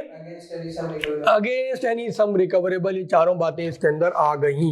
अब तीसरे में क्या बोल रहे हैं? तीसरे में बोल रहे हैं list the steps which GIL would be required to take for adjustment of dividend payable to Kamran Ahmed against the amount due from him. इसको सॉल्व करो, मैं आपको 2 से 3 मिनट दे रहा हूँ, बताओ मुझे।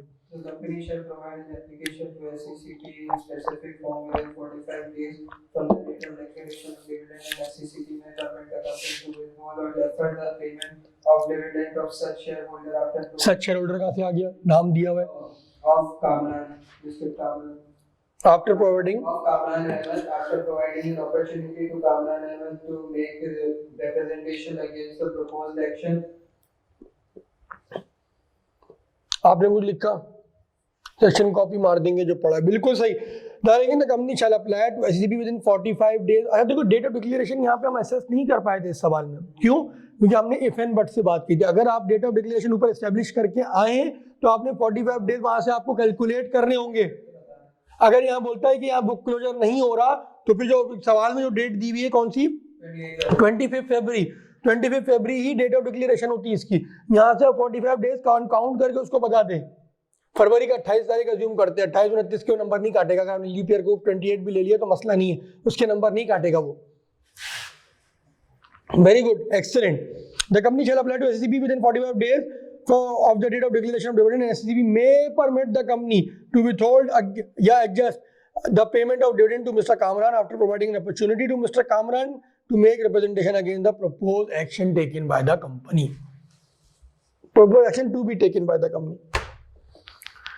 Very good. चलिए अब इसके बाद कह रहा है ऑटम 2020। ऑटम 2020 में क्या कह रहा है, Naseer, a non executive director of Oliver travels limited, while reviewing details of investment made by OTL has shown his concern on the following shares that are not held in the name of OTL। वो कह रहा भाई देखो ये share जो है तुम्हारे जो है नाम पे नहीं है, क्यों खरीदे तो तुम नहीं है। अब आपका जहन कहाँ जाना चाहिए, एक ही चीज पे जाना चाहिए। नंबर 1 इन्वेस्टमेंट, नंबर 2 और श्रिंक करो उसके अंदर कि भाई cases where investment of the company can be held in the name of any other person. वहां हमने 2-3 चीजें पढ़ी थी, क्या थी वो चीजें, पढ़ी थी ना, क्या थी कि अगर मेंबर कम हो रहे हैं किसी पब्लिक कंपनी के, 3 से कम हो गए हैं, तो आप जो है उसको मेंबर बढ़ाने के लिए, उस कंपनी को बचाने के लिए आप जो है किसी के भी नाम पे अपने शेयर्स रख सकते हैं, या आप जो है क्वालिफिकेशन शेयर के तौर पे किसी को दे सकते हैं कि वो बंदा डायरेक्टर बन जाए आपकी, किसी आपकी इन्वेस्टमेंट है किसी दूसरी कंपनी में, अब वो वहाँ पे आप किसी को डायरेक्टर बनाना चाह रहे हैं, तो डायरेक्टर बनाने के लिए उसको जो क्वालिफिकेशन शेयर की जरूरत है वो आप उसको दे सकते हैं। ये था। आइए, अभी तो सवाल हमने पढ़ा ही नहीं, हमने तो सिर्फ एक माइंड मैप बनाया। 500 shares in Park PTPL are held in the name of Rahim, who is an employee of OTL. PTPL is a wholly owned subsidiary of OTL. 5,000 shares of TTPL are held in the name of Sami, who is a non-executive director in TTPL by virtue of OTL's nomination. OTL owns 30% voting shares in TTPL.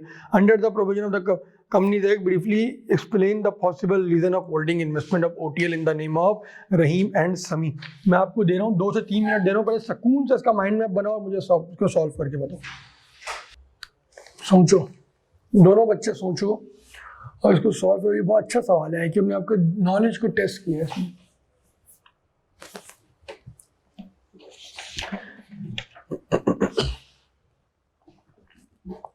ये 2 points नहीं आएंगे मेरे बच्चा, इसको मुझे solve करके बताओ, scenario को अप्लाई करो, तू सेक्शन को कॉपी पेस्ट मत करो।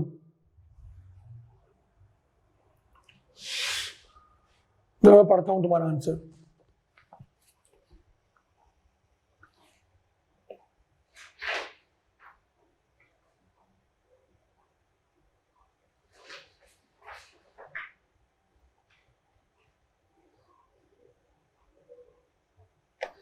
नहीं बेटा नहीं, बिल्कुल मजा नहीं आया, कोई रेलेवेंसी नहीं है आंसर की। इतने लंबे लंबे आंसर लिखने लग जाओगे तो फिर 70-80 नंबर से ऊपर का पेपर ही नहीं कर पाओगे। ड्राफ्टिंग सीख लो बच्चों, ड्राफ्टिंग सीख लो। ड्राफ्टिंग में बहुत फोकस कर रहा हूँ मैं भी, मुझे पता है इसकी इंपॉर्टेंस का। अगर मैं डेडिकेटेड क्लास रख रहा हूँ 5-5 साल के पास पेपर करा रहा हूँ तो मैं बेवकूफ नहीं हूँ। आप लोगों के लिए कर रहे हैं 5-5 साल के पास पेपर, मुझे क्या है मैं 1-2 सवाल कराऊं और निकल जाऊं आगे।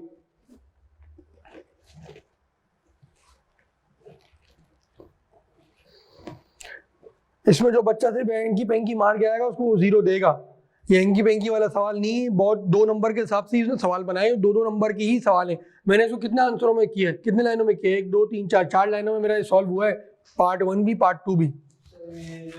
इसके अंदर पॉइंट 1 है ना, हाँ 500 shares in Park। हाँ, ये किससे लिंक हो रहा है? तो ये होगा OTL may hold any share in its subsidiary company, that is PTPL, that is in the name of Rahim. In the name of Rahim, if the number of members of PTPL has reduced below the minimum number of members required for that company. और number 2 और number 2, if सोचो सोचो।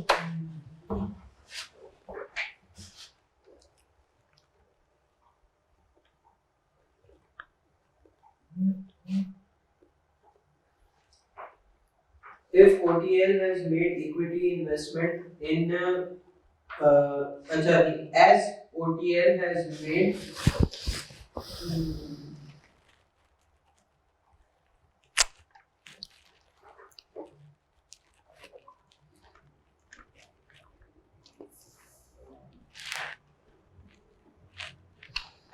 तुम भी बताओ मुझे मुस्तफ़ा।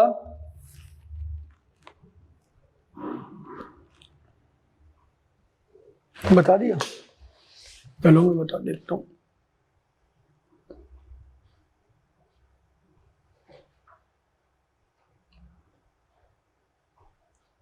दूसरे का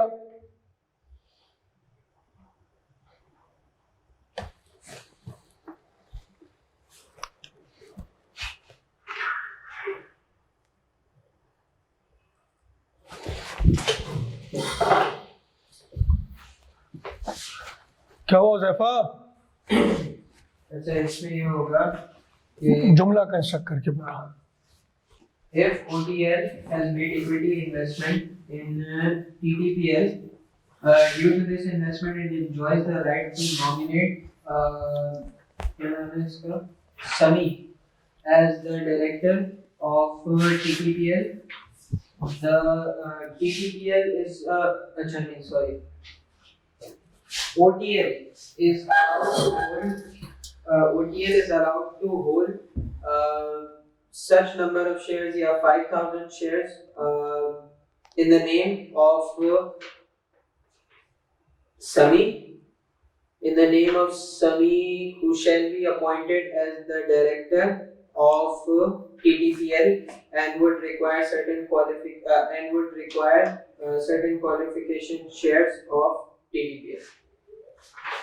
वेरी गुड, दोनों बच्चों ने बिल्कुल सही जवाब दिया, एक्सेलेंट। देखो अगेन मैं जानबूझ के मैं वेट कर रहा था कि यार थॉट प्रोसेस आप लोगों को देखा जाए।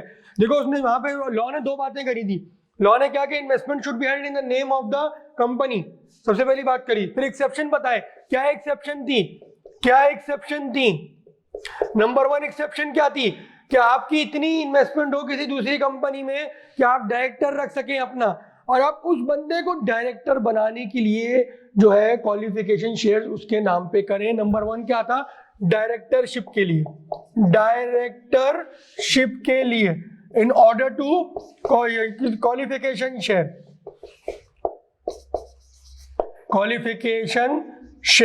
दूसरी बार उसने क्या करी कि आप जो है किसी कंपनी के नंबर ऑफ मेंबर इतने कम हो जाए तो आप किसी के नाम पे जो शेयर्स कर दें कि उसके मिनिमम नंबर ऑफ मेंबर जो है वो पूरे हो जाएं। मिनिमम नंबर ऑफ मेंबर, बिल्कुल मिनिमम नंबर ऑफ मेंबर्स की उसने बात की। अब देखो जो सवाल वो स्टेट भी पूछ सकता था कि बताओ एक्सेप्शन क्या। उसने एक्सेप्शन नहीं पूछी, उसने बताया आपके लिंकेजेस। उसने देखो तो आपके सवाल को लिंकेजेस पर उसने बोला कि बताओ, लिंक करके बताओ। सबसे पहले कह रहा है कि 500 शेयर जो है पीटीपीएल के किसके नाम पे? रहीम के। अब रहीम क्या एम्प्लॉई है ओटीएल का, कोई डायरेक्टर वगैरह नहीं बना रहा उसको, वो ओटीएल का एम्प्लॉई है। पीटीपीएल जो है होली ओन सब्सिडरी है ऑफ ओटीएल। हम कौन सी कंपनी है? हम ओटीएल है। ये है पीटीपीएल क्या है? होली ओन सब्सिडरी, 100% इसकी है, सही है। अब यहाँ पे वो जो है रहीम के नाम पे जो है उसने कुछ शेयर रखे हैं। अब क्या वजह हो सकती है कि वो रहीम के नाम पे शेयर रखे? रहीम के नाम पे जो शेयर रख रहे हैं कि भाई यहाँ पे मेंबर जो है मिनिमम नंबर ऑफ मेंबर जो है उसको पूरा करने के लिए रख सकता है। क्या लिखा है मैंने?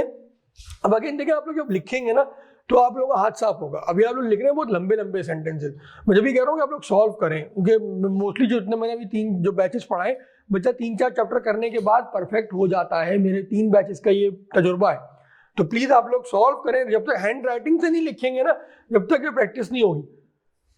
माशाल्लाह सोच सही रहे हैं दोनों बच्चे, जज भी कर रहे हैं, जवाब भी दे रहे हैं, लेकिन जब तक पेपर पर नहीं लिखेंगे वो नहीं होगा। क्योंकि एकदम से जाके आईके अपने पेपर पे लिखोगे ना, वहाँ गलती के चांसेस होंगे, सही है। तो जब एक अच्छी अंडरस्टैंडिंग डेवलप हो रही है, चीजें समझ में आ रही है, सॉल्व हो रही है, तो व्हाई नॉट कि आप इसको 100% अपना जो है एफर्ट दे और इसको पेपर को पास करें। देखो सेकेंड टाइम जबरदस्ती नहीं बनाओ किसी भी पेपर की, बन जाए इत्तेफाक से, बैड लक से, एक अलग बात है। बेवकूफ़ी से अगर आप किसी पेपर की सेकेंड अटेम्प्ट बनाते हैं ना, और फिर आप अगर सेकेंड अटेम्प्ट में भी आप रुक जाएं, फिर वो आप फ्रस्ट्रेट होना शुरू होते हैं, आप परेशान में आते हैं। तो जबरदस्ती किसी, अब एक सब्जेक्ट में मैं आपको शर्तियाँ कह सकता हूँ कि जिस तरह आप लोग चल रहे हैं, अगर आप इस तरह चले आप 110% पेपर पास है। लेकिन शर्त क्या है कि आप तरीके से इसको प्रैक्टिस करें, क्योंकि अंडरस्टैंडिंग तो आपकी बन रही है। अब दूसरी चीज़ क्या है? इसकी प्रैक्टिस करें, चेक करें। ये इंशाल्लाह देखिए हम 2-3 चैप्टर में आप लोग परफेक्ट हो जाएंगे। मैंने क्या लिखा है? अब देखो आपने 4-5 लाइनें में बात करी थी, मैं इसको देखो 2 लाइनों में किस तरह लिखता हूँ, क्योंकि 2 नंबर का सवाल है। The reason for holding 500 shares of PTPL by OTL, the reason for holding 500 shares of PTPL by OTL in the name of Rahim might be that number of members of PTPL have fallen below the minimum required number of members. That is क्या? That is कितना? 20 से कम।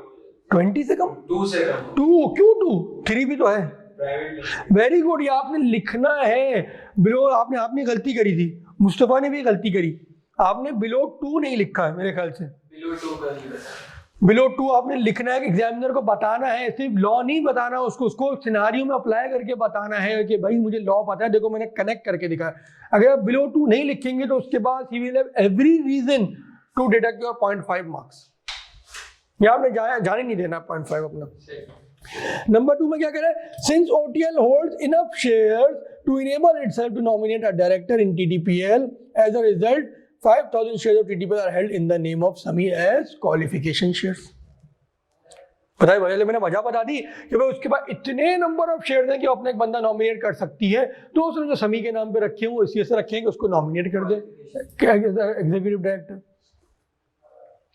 सही है। अब ये जब आप लिखेंगे इंशाल्लाह तो आप लोगों को ये आर्ट भी आ जाएगा कि किस तरह नंबर की और सवाल की औकात के हिसाब से किस तरह आंसर करना है, ये बहुत जरूरी है सवाल, क्योंकि देखिए ये वाला सवाल जो है ना ये आपको सोचने में एग्जामिनेशन हॉल में 3-4 मिनट लेगा, ये एकदम से क्लिक नहीं करेगा।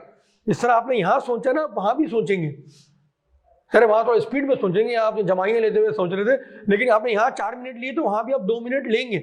अब 4 मिनट का सवाल है आपका, 4 मिनट मल्टीप्लाई 1.8 तो ये बन गया 18, 36, 36, 7.2 मिनट बन गया, 7.2 मिनट बन गया।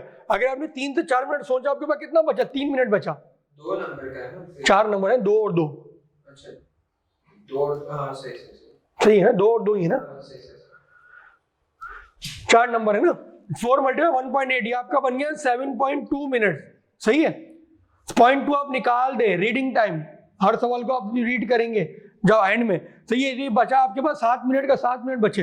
अगर आपने 4 मिनट सोचे तो आपको 3 मिनट में लिखना है, 3 अब 4 नंबर के लिए अगर आप जो है आपने लिखने टोटल 5 से 6 लाइनें, अगर आप इसमें 8 से 10 लाइनें लिख रहे हैं तो ये आपका टाइम जो है 3 मिनट में आप नहीं लिख पाएंगे 8 से 10 लाइनें। 8 से 10 लाइनें आपको कम से कम 5 से 6 मिनट चाहिए होते हैं लिखने में। 8 से 10 लाइनें आपने कि उस सवाल में लिखनी है जहां सवाल कम से कम 7 नंबर या 8 नंबर का हो। 2 नंबर का सवाल है, आपने इस तरह प्रैक्टिस करनी है, देखो ये चीज सीखो। 2 नंबर का सवाल है मैक्सिमम 3 लाइन्स, 3 नंबर का सवाल है 4 लाइन्स, बुलेट्स हो या जो भी हो, पैराग्राफ फॉर्म में हो। सही है। 4 नंबर का सवाल है 5 लाइन्स, 5 नंबर का सवाल है 6 लाइन।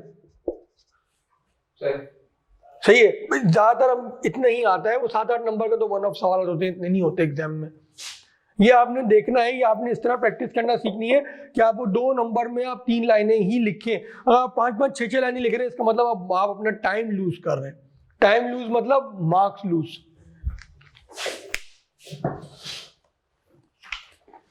आइए जी last question of the day कर लेते हैं, इसके बाद फिर नेक्स्ट चैप्टर इंशाल्लाह। नेक्स्ट चैप्टर कौन सा करेंगे हम? नेक्स्ट चैप्टर हम 2 करेंगे, 2 एक साथ कर लेंगे। तो मॉर्गेजेस एंड चार्जेस में इतने कोई खास सवाल नहीं है, एक आध सवाल ही मजे का है, बाकी सब स्टेट सवाल है। इस दफा हो सकता है वो कुछ भी पूछ ले। अब करेंगे हम मॉर्गेजेस, अब ये सॉल्व करके आना। मॉर्गेजेस एंड चार्ज हफ्ते को क्लास है हमारी, मॉर्गेजेस एंड चार्जेस, और हम करेंगे share capital types and variation, dividend और प्रोस्पेक्टस। एक ही चैप्टर है ये, इसके भी इतने सवाल नहीं है। प्रोस्पेक्टस है और वो share capital types and variation, share capital, ये दोनों के हम पास ओवर करेंगे, दोनों के मिला के तो 8-9 पास ओवर बनेंगे, इतना नहीं है। प्रोस्पेक्टस का एक बहुत अच्छा सवाल है, उसको लाजमी करना ही ना हो कि वही छोड़ के आ जाओ, डेट्स वगैरह उसमें घुमाया हुआ है उसमें, वही हमारा कोर सवाल होगा उस दिन का। हफ्ते को इंशाल्लाह इन दोनों चैप्टर्स के पास ओवर करेंगे। इसके बाद हमारा कौन सा चैप्टर के पास ओवर रह जाएंगे? मीटिंग्स के रह जाएंगे। कितने? 2 हम पहले कर लिए थे, आज 1 3, ये 2 5, 1 6। सही है, मीटिंग्स के रह जाएंगे। इसके बाद मीटिंग्स के रह जाएंगे, मीटिंग के फिर हम बाद में करेंगे थोड़ा। सही है, मीटिंग का चैप्टर भी बड़ा है ताकि आप लोग यहाँ तक सब बच्चे पहुंच जाएंगे, एक साथ हम एक पेज पे होंगे, फिर मीटिंग्स का पास ओवर करेंगे। और इस दफा जो बच्चे बिजनेस लॉ पढ़ रहे हैं, अच्छी तैयारी करके आना, क्योंकि 3 अटेम्प्ट से बिजनेस लॉ को हल्के लेवल पे पूछ रहा है। कंबाइंड पेपर था, वो कंपनी लॉ में बहुत फाड़ू टाइम दे रहा था बच्चों को, बहुत टफ टाइम दे रहा था, जैसे कहते हैं ना नाको चने चबा दी थी उसने कंपनी लॉ में पिछले 3 अटेम्प्ट से। खासतौर पर 2 अटेम्प्ट में तो उसने ठीक ठाक बैंड बजाई है बच्चों की कंपनी लॉ में। मर्केंटाइल लॉ को उसने बिल्कुल लूज छोड़ा हुआ था, जाओ लो नंबर लो, इतना कटवा दी। लेकिन जो है वो उसमें पूछना है ना उसको, वो सिनेरियो बेस बनाएगा, घुमाएगा, तो एवरी चांस है कि मर्केंटाइल लॉ, वो जो बिजनेस लॉ है, उसमें आपको टफ टाइम दे। कुछ भी नहीं है। मैं तो कह रहा हूँ ना कि ये कोर्स निहायत ही फालतू कोर्स है, निहायत ही फालतू कोर्स है। आपका 100 नंबर का पेपर था, आपने उसको उल्टा 200 कर दिया और उल्टा कोर्स भी नेट ऑफ करो तो कम कर दिया। बिजनेस लॉ आपका 50 का था, सही, आप उसको ले गए 100 पे, और जो ये 50 का कोर्स था उसमें भी आपने 15% खत्म कर दिया। एजेंसी आपने उड़ा दिया, बेलमेंट एंड प्लेज आपने उड़ा दिया, इंडेमनिटी एंड गारंटी आपने उड़ा दिया, मुश्किल चीजें तो आपने सारी उड़ा दी। कॉन्ट्रैक्ट लो बिल्कुल ही कोरा। वही तो ना भाई, वो 30 नंबर 40 नंबर का कर दिया आपने उल्टा, उसको एग्जामिनेशन पॉइंट ऑफ व्यू से उसको नंबर दे रहे 100। वही तो मैं कह रहा हूँ, ये गोल्डन अटेम्प्ट निकाल लो, किसी अहमक ने कोर्स बनाया है, सिलेबस बनाया है, ये बढ़ेगा। इसमें क्या क्या आएगा मैं तुम्हें बताऊँ। इसमें ट्रस्ट एक्ट आएगा, पहले भी था। इसमें कॉन्ट्रैक्ट ऑफ कैरिज एक्ट आएगा, सेल ऑफ गुड्स एक्ट आएगा, ये एक्ट आएंगे। या जो अभी इसने इसकी डेफिनेशंस दी है ना, इसको एक्सटेंड कर देगा, कंपटीशन एक्ट को एक्सटेंड कर देगा। तो साहब ये 1 साल के अंदर ही चेंज होंगी, और होनी भी चाहिए यार। ये आप क्या पढ़ा रहे हो, बीकॉम का कोर्स कर दिया आपने। वही तो, बिजनेस लॉ में कुछ भी नहीं है। बिजनेस लॉ में को पता नहीं कैसे आईकेएफ की एजुकेशन कमेटी ने इसको कैसे अप्रूव कर दिया इस कोर्स को, मतलब लोग सो रहे थे। मैं तुम्हें बात बताऊं, अगर ये क्लास में 100 बच्चा भी बैठा हो ना, तो ये कोर्स 60 घंटे से ऊपर का नहीं है विद 100 बच्चा। अगर ये 3, 4, 5, 10 बच्चे बैठे हो तो ये 40 घंटे का कोर्स है। 40 घंटे का कोर्स कर दिया इन्होंने। कंपनी लॉ में भी कोई तीर नहीं मारा, ऐसा नहीं। कंपनी लॉ में बहुत बाइंडिंग अप से बैठ करा है, बस बाइंडिंग अप ऐड किया। मॉर्गेजेस तो 1.5 क्लास का, 2 घंटे का तो मॉर्गेजेस है यार। मॉर्गेजेस में है ही क्या, मॉर्गेजेस तो इतना नहीं। इन्होंने ये दोनों चीजें आगे जाके बढ़नी है। आप लोग जो है उसको अटेम्प्ट में निकालें। ये किसी बेवकूफ़ ने बना दिया है, बेवकूफ़ी में बन गया ये, आप लोग इसका फायदा उठाएं, पास करें और निकलें। आप देखना, मार्क माय वर्ड, की दोनों सब्जेक्ट ठीक ठाक लेवल पे बड़े होंगे। क्योंकि सर शरियार ने तो ये जितना वो था ना कॉन्ट्रैक्ट एक्ट था, वो हमें पूरा पढ़ा है। मतलब वो जो इस बार जितना कटा उसके बावजूद हमें पूरा पढ़ा, पेपर दिया, मिड टर्म का बना के दिया। इंडेमनिटी एंड गारंटी भी पढ़ाया उन्होंने, इंडेमनिटी एंड गारंटी वगैरह ये सब पढ़ा है। नहीं, ये सब तो नहीं पढ़ा है। मतलब कोर्स का ही पढ़ाया होगा ना। कटा क्या मतलब, जो कटा वो बोला कि क्या बोलते हैं, मैंने ज्यादा पढ़ा दिया, यूं आपकी बुक के अंदर इतना भी नहीं है इस बार। अच्छा, तो बहुत ही था। लेकिन करो, मैं अफसोस होता है इस चीज़ पे यार कि आईकेएफ इतना बड़ा इदारा है, आपके एजुकेशन, आपके डायरेक्टर एग्जामिनेशन बैठा है, डायरेक्टर आपका एजुकेशन ट्रेनिंग, ये सारे लोग बैठे हैं। अभी पता है नई काउंसिल आएगी ना, वो देखना इस पे कर देगी चेंज। करना चाहिए यार। कैफ में लॉ ये पढ़ेंगे तो उसके बाद कॉर्पोरेट लॉ जाके जाएगा। यार आपका एएफसी का कोर्स से हल्का कर दिया आपने। क्या है ये, कोई बिजनेस लॉ का कोई सिलेबस है? कुछ भी नहीं है। नहीं देखो, कुछ एक तो लेंथ के मसले, और दूसरे में सारी चीजें जो टेक्निकल थी वो तो आपने घुमा दी। बेलमेंट एंड प्लेज, अच्छा बेलमेंट इन्होंने 1.5 साल पहले निकाला था, जब ये पेपर था कि स्प्लिट होगा, इन्होंने बेलमेंट निकाला था। इन्होंने वापस डालने के बजाय प्लेज भी निकाल दिया। सॉरी, प्लेज निकाला था, बेलमेंट का थोड़ा सा रखा था। इन्होंने वापस डालने के बजाय कि प्लेज वापस डाले, बेलमेंट को जो निकाला था वो भी वापस डाले, इन्होंने वो जो था वो भी उड़ा दिया। मतलब यार ये कुछ, मुझे कहता हूँ ना, मैं सॉरी टू से, लेकिन एक बिल्कुल ही सेंस नहीं है इस सिलेबस में।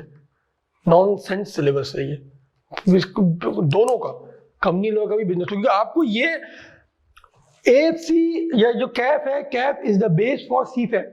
तो ये तो कॉर्पोरेट लॉ कैसे, आप ये कैसे कह सकते हैं कि ये सिलेबस जो आपका चुन्ना मुन्ना सिलेबस है, ये बेस है आपका सीफैट का?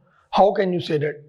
तो कॉर्पोरेट लॉ आप तो वही कर रहे हो ना कि यार सी एंटर पे मार्केट में फ्लोट किए जा रहे हो इस तरह की हरकतें करके, फिर वो बच्चा कहाँ जाएंगे, वो आर्टिकल बच्चे कंप्लीट कर रहे हैं, पास नहीं कर, फाइनल में बच्चा अटकेगा।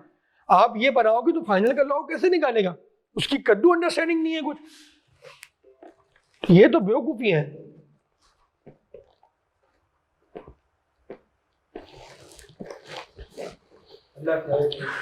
आप लोगों की तो एडवांटेज, आप लोग तो निकालें इसको। क्या पता हमारे जाने तक सीफैट में कॉर्पोरेट लॉ पे थोड़ा कट जाए। नहीं, कॉर्पोरेट लॉ पॉसिबल नहीं है। कॉर्पोरेट लॉ कटना पॉसिबल इस वजह से नहीं है कि यार चीजें दुनिया में बहुत आ गई हैं, दुनिया में चीजें बहुत आ गई हैं। आईकेएफ मजबूर है।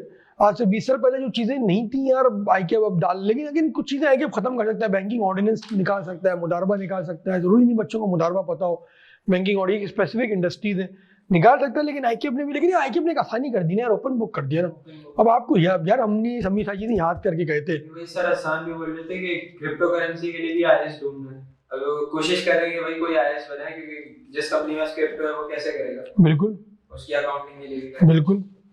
शेयर्स की तो होती है ना, आपकी सारे हैं ये कैपिटल एसेट है आपका, ये शेयर्स की अकाउंटिंग होती है। इंटेंजिबल्स में अब शेयर्स की हो तो आप IFRS 9 देखते हो, शेयर्स क्या है IFRS 9 के थ्रू उससे आप रिकॉर्ड करते हो उसको। चलिए जी, last question of the day 10B। In February 2021, STL acquired 18% voting shares in JADE Limited. After the acquisition, STL nominated one of its director on JL's board.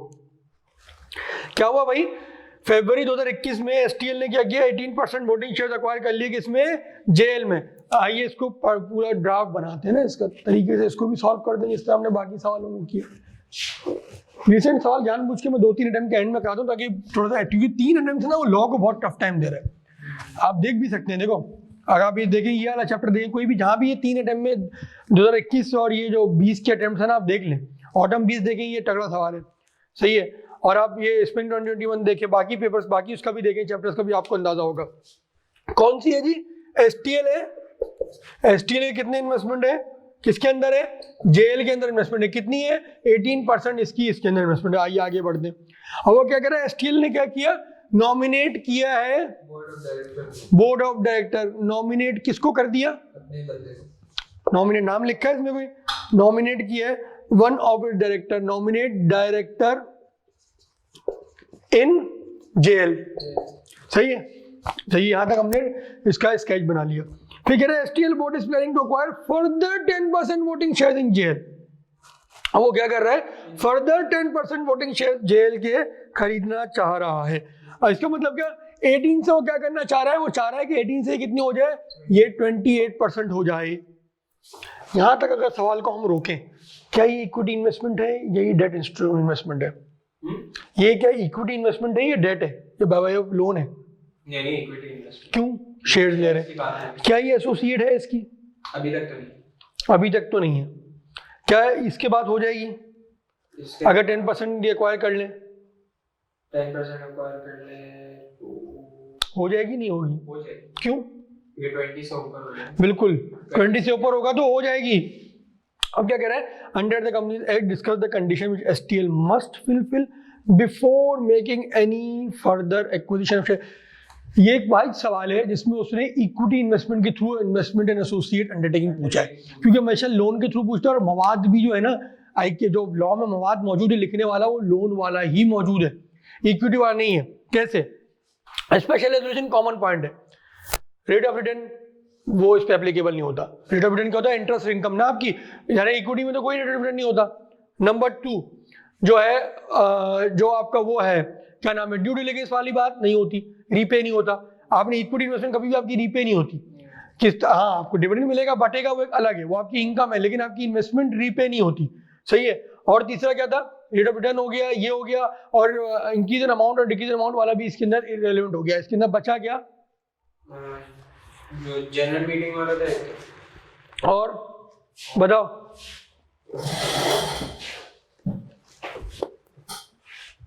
फिर इसमें वो 20% वोटिंग पावर वाला। अच्छा जी, शुक्र है आप ट्रस्ट करते हैं जी। 20% वोटिंग पावर वाला आ जाएगा। देखो अगेन ये सवाल में मवाद 2 नंबर का है, लेकिन आपको थोड़ा सा घसीटना इसको पड़ेगा। किस तरह, आप इसको शुरू किस तरह करेंगे, आप लिखेंगे कि देखो the company has 18% voting shares in JADE Limited. Since the company intends to acquire 10% further shares in JADE Limited, this will result in an associated company and undertaking. सही है, this will result JL as an associated company. सही है। Therefore the company, दूसरा point दूसरा पेगा, therefore the company shall pass a special resolution in order to acquire further 10% shares in JADE Limited. सही है, special resolution to make investment। सही है। फिर आप लिखेंगे the company shall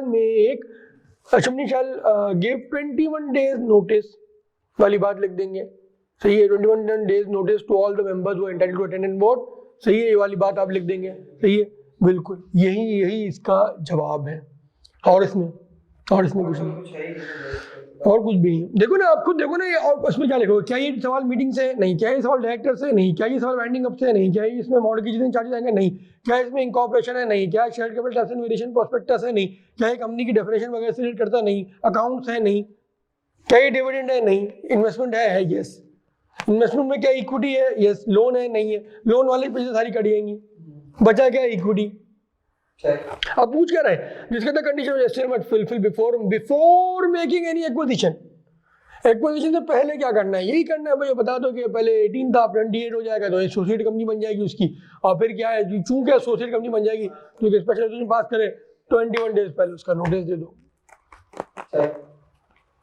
अगेन इसकी मार्किंग मेरे हिसाब से सही नहीं है, सवाल बनना ही नहीं चाहिए था, इसको सवाल को किसी और चीज़ का मर्ज करते तो समझ में आता, सिर्फ ये सवाल देकर उसको 4 नंबर देना मेरी समझ से बाहर है।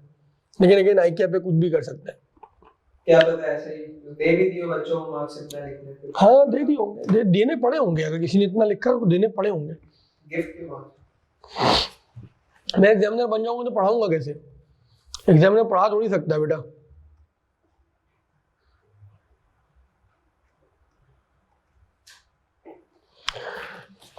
चले फिर आज की क्लास जो है छप्पड़ में आ जाएंगे। अच्छा चले आज की क्लास जो है यहाँ तक एंड करते हैं, नेक्स्ट क्लास में भाई पास पेपर करके आना please. Next pass paper Sunday को रखते हैं ना, नेक्स्ट क्लास में फिर मैं वो मिड टर्म का पेपर करके जाऊंगा।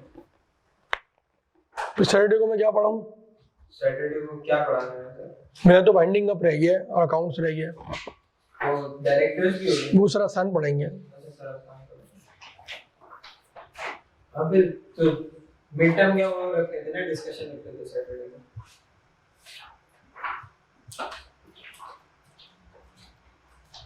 क्या कह रहे हो, मिड टर्म के पेपर का डिस्कशन रखते थे ना सैटरडे को? मैं मिड टर्म में पूरा प्रॉपर सॉल्व करवाऊंगा। हाँ वही ना, सैटरडे को वही करते थे। देखते हैं उसको मैं सॉल्व करवाऊंगा प्रॉपर। तो लेकिन आप लोग इसको अभी सैटरडे की क्लास को जो है अभी आप यही रखें, 2:30 बजे है ना, चलो मैं सैटरडे की, लेकिन आप लोग ये पास पेपर सॉल्व कर लें यार, पास पेपर ये सॉल्व कर लें, मॉर्गेज इधर उसके पास पेपर सॉल्व कर लें, फिर देखते हैं मैं डिसाइड करके बता दूंगा।